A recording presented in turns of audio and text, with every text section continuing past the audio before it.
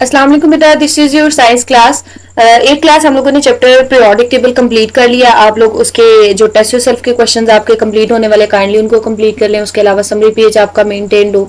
अब आपने new chapter start करना है, केमिकल रिएक्शंस। ठीक है, इसका भी आप एक बना लीजिएगा बॉक्स, और देन बेटा नेक्स्ट पेज पे आप इसका समरी पेज की हेडिंग दे दीजिएगा। इसको साथ साथ ही मेंटेन करेंगे।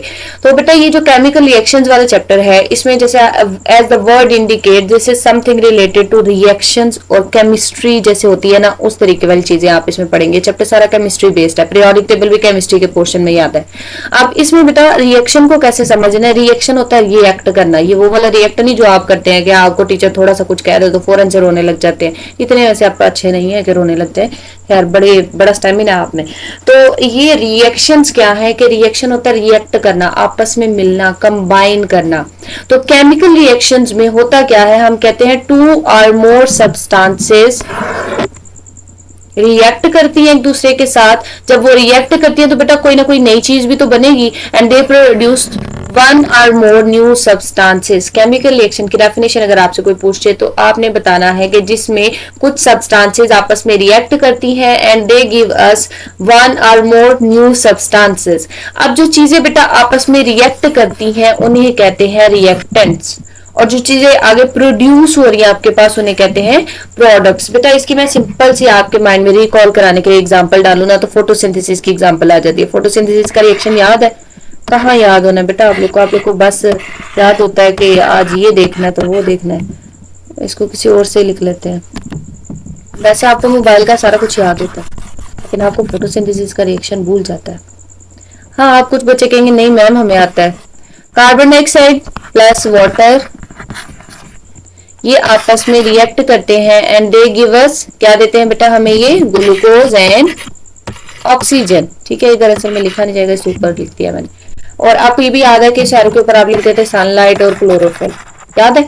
अब इस केस में बेटा अगर आप देखेंगे ना तो आपने बताना मुझे रिएक्टेंट्स कौन से हैं और प्रोडक्ट्स कौन से हैं। कौन से रिएक्टेंट्स भाई बताएं जल्दी, आवाज नहीं आ रही। रिएक्टेंट्स वो हैं जो आपस में रिएक्ट करते हैं, दीज आर रिएक्टेंट्स। और जो आपको मिल रहे हैं वो क्या है, प्रोडक्ट्स। तो आप देख रहे हो ना, जरूरी नहीं होता कि प्रोडक्ट एक ही प्रोड्यूस हो, प्रोडक्ट्स ज्यादा भी प्रोड्यूस हो सकते हैं। और रिएक्टेंट्स जो आपस में चीजें रिएक्ट कर रही हैं। ठीक है, तो इस तरीके से आपने देख लिया कि ये जो आपके पास रिएक्टेंट्स थे, ये गैस थी, ये वाटर था लिक्विड, आगे ग्लूकोज बन गया, वो तो आप कहते शुगर है ना। तो आप ये चीज नोट करो कि ये यहाँ की चीजें बिल्कुल डिफरेंट थी। जो चीजें बन रही हैं आपके पास नई, उनकी प्रॉपर्टीज क्या है, डिफरेंट है। हो सकता है कुछ ऐसे रिएक्शन हो जिनमें प्रॉपर्टीज का पता चल जाए कि थोड़ी बहुत, हाँ खा पी के पता चल जाए कि हाँ इसके अंदर वाटर है, हाँ इसके अंदर कार्बन डाइऑक्साइड है। लेकिन ज्यादातर क्या होता है बेटा, जो भी प्रोडक्ट बनता है उसकी प्रॉपर्टीज अपने रिएक्टेंट से बिल्कुल अलग होती हैं। ठीक हो गया, ये बेटा इंट्रो दिया हुआ है आपको। कहते हैं ये जो केमिकल रिएक्शंस वगैरह है ना, ये आपकी सराउंडिंग में हो रहे हैं और आपके इन्वायरमेंट में हो रहे हैं, उसके अलावा आपकी यूनिवर्स में भी हो रहे हैं, सोलर सिस्टम में भी और उसकी सराउंडिंग में भी हो रहे हैं। ओके बेटा, हम फर्स्ट टॉपिक इसका स्टार्ट करते हैं, which is conservation of mass. Conserve करना, आपने जैसे ना जियोग्राफी में पढ़ा हुआ है कंजर्वेशन ऑफ वाटर के बारे में, वाटर कैसे कंजर्व कर सकते हैं। लाइकवाइज बेटा कंजर्वेशन ऑफ मैस में आप देखेंगे कि मैस की कंजर्व करना, कांस्टेंट रहना, ये इसके लिए बेटा एक लॉ होता है। लॉ क्या है? लॉ ये कहता है mass can neither be created nor destroyed. Mass को ना हम क्रिएट कर सकते हैं ना ही हम डिस्ट्रॉय कर सकते हैं। In fact it changes its state from one form to another. लेकिन ये क्या कर लेता है, अपनी शक्ल को चेंज कर लेता है, एक स्टेट से दूसरी स्टेट में जा सकता है। जैसे यहाँ पे बेटा आपको दिख रहा है ये आइस क्यूब्स हैं। जैसे जैसे ये मेल्ट होता है, मेल्ट होकर वाटर बनाता है, तो क्या आपको क्या लग रहा है कि क्या वाटर ज्यादा बन गया है या फिर कम हो गया है? ऐसा कुछ हुआ है? नहीं, कुछ भी नहीं होता। जितने क्यूब्स होते हैं उतना ही वाटर बनता है आगे। ठीक है, तो आपने देखा मैस कंजर्व रह रहा है। अब आपको जो स्टेटमेंट यहाँ पे बेटा प्रोवाइड की गई है, आपने समझना वैसे ही जैसे मैंने आपको बता दिया। देखें, कहते किसी भी केमिकल रिएक्शन में या किसी भी चेंज ऑफ स्टेट में, जैसे ये अभी अभी देखा आपने, नो एटम्स आर क्रिएटेड और डिस्ट्रॉयड। कोई भी एटम ना तो क्रिएट किया जा रहा है ना डिस्ट्रॉय किया जा रहा है। In fact total mass of atom before and after the chemical reaction remains same. Chemical reaction में जो भी आपस में जितने रिएक्ट करते हैं उतने ही आगे प्रोडक्ट्स भी बनाते हैं, उतनी ही अमाउंट में आगे प्रोडक्ट बनेगा। ये नहीं कि थोड़े से रिएक्ट किए ज्यादा से प्रोडक्ट्स बन गए, ठीक है। तो ये चीज बात कर रहे हैं। तो कंजर्वेशन ऑफ मैस में आप कहते हैं एटम्स ना तो क्रिएट हो रहे हैं ना डिस्ट्रॉय हो रहे हैं, इनफैक्ट हम कह रहे हैं जितने वो पहले रिएक्ट कर रहे थे उतना ही प्रोडक्ट बनेगा। और या फिर आप कह सकते हैं कि वो अपनी फॉर्म को जस्ट चेंज कर लेते हैं। This is called law of conservation of mass. यहाँ पे बेटा आप लोग को ना दो तरह के केसेस दिखाए गए हैं। सपोज मैं आपको कहती हूँ कि आपने बनाई बिरयानी, ठीक है, और एक बिरयानी आपकी मामा ने भी बनाई।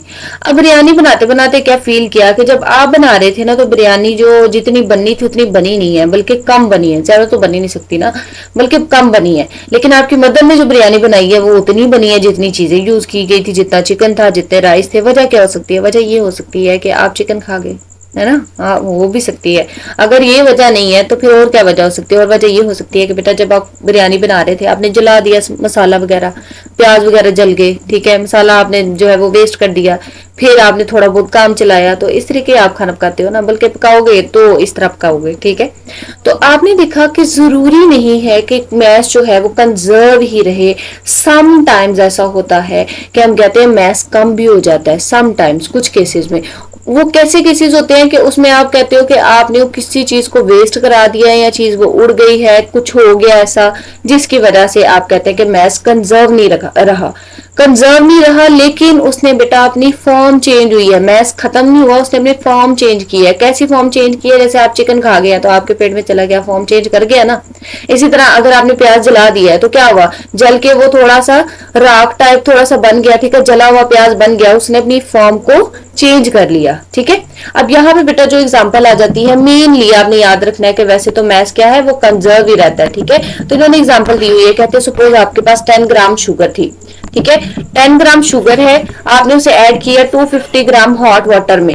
जब आपने ऐड किया तो बेटा कितना मैस बन जाएगा? टोटल 260 ग्राम। इसी को आप कह रहे हैं कि law of conservation of mass जो है इसको फॉलो किया जा रहा है। दूसरी एग्जांपल आपको बताइए जिसमें कम हो जाता है। ये बेटा एक रिएक्शन है, कैल्शियम कार्बोनेट में, आपकी लैब में ये अवेलेबल है कैल्शियम कार्बोनेट, उसमें HCl gas, HCl hydrochloric liquid होता है, ठीक है, एसिड है।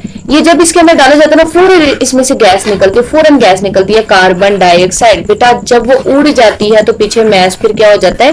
कम हो जाता है। तो नेक्स्ट पेज पे उन्होंने बताया कि आप कैसे इसका पता चला सकते हैं कार्बन डाइऑक्साइड उड़ी या नहीं उड़ी, कितनी उड़ी है, मैस की कंजर्वेशन चेक करने के लिए कहते हैं यहाँ पे आप बलून लगा दे। जब आप बलून लगा देते हो तो उसके अंदर वो फिल हो जाएगी। तो बेटा ये आपका टॉपिक है, ध्यान से देखिएगा, नेक्स्ट पेज तक है। कोई भी इशू हो तो बताइएगा।